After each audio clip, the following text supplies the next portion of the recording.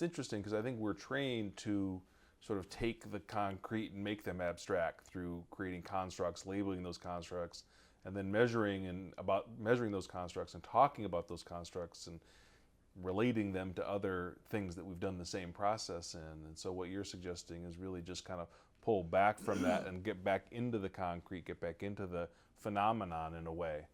I'd like to give you one example that I think might be a good warning.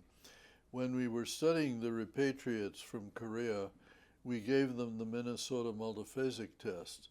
And we knew that there were some heroes who had done great things and a bunch of people who had been collaborators and done terrible things. And on the MMPI, they resembled each other and were different from the middle group. Mm.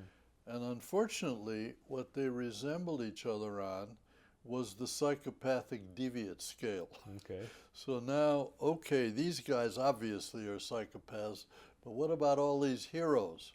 Mm-hmm. Well, Margaret Singer and I, who is a very good psychologist, didn't stop there. We said, well, let's look at the scale. Mm-hmm. It turns out that the psychopathic deviate scale is all items about impulse control and the need to take action. Mm. So now suddenly the extremes made sense. These are people who can't hunker down.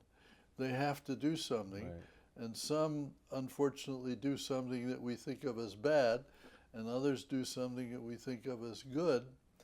But the real criminal in the case was the psychologist who decided that activity orientation and impulse control should be given a negative terminology. Interesting. Why did they do that?